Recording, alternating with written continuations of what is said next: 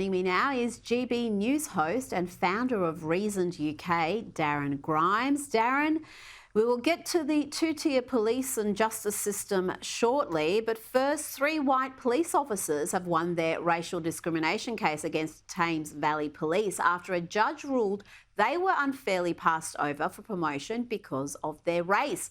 A superintendent at the force was told to improve diversity among senior staff by appointing an Asian sergeant to the rank of detective inspector, despite being warned about the legal risks of not holding a competitive process.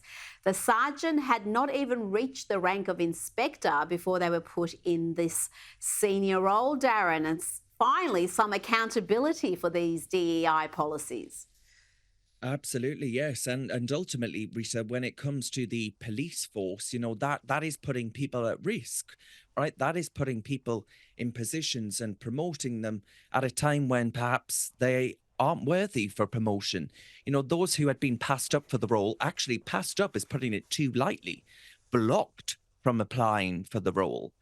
They had been there 19 and 26 years. That's a long time to build up experience in a role as difficult as frontline policing, to actually build up the skills and capabilities to understand what a police force actually needs.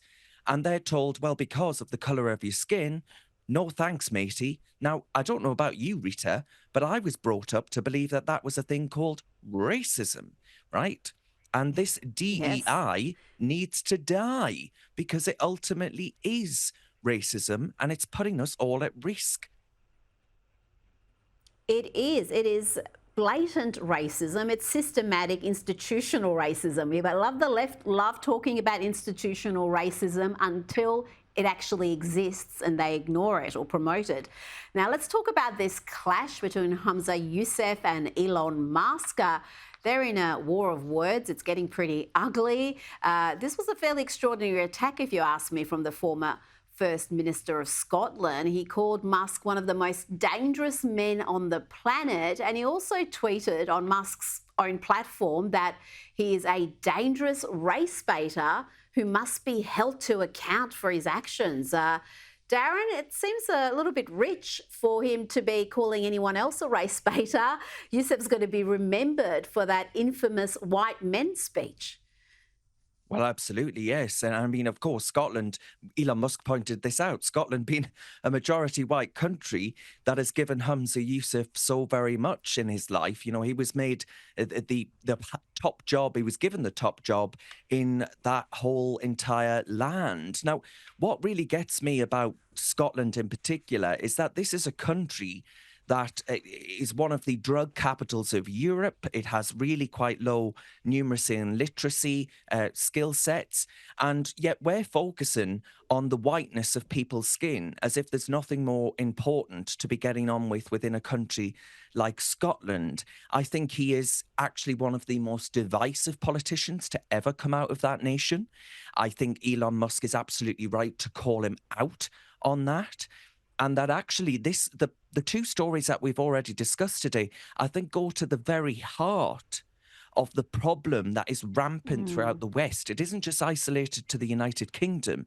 This is this kind of pernicious ideology that is racist in its fundamentals is actually driving a wedge between ethnic groups. And Rita, I think it's partly responsible for the unrest that we've seen on the streets recently. And I worry that that's going to get worse and worse if the kind of divisive, really quite awful politician like Yousaf actually manages to win the day, win the argument.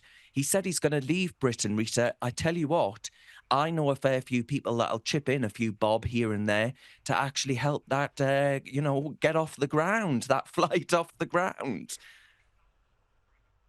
As long as it's a one-way ticket. Now, the Keir Starmer government is following through on their pledge to lock up rioters and protesters who took to the streets earlier this month to protest immigration and asylum seeker policies. Among those to be thrown in prison is 51-year-old Gary Harkness, who was given a 12-month sentence for his role in these riots, and with even the judge acknowledging he did not behave violently. The judge said and I quote here, "It cannot be levelled at you that you hit anyone.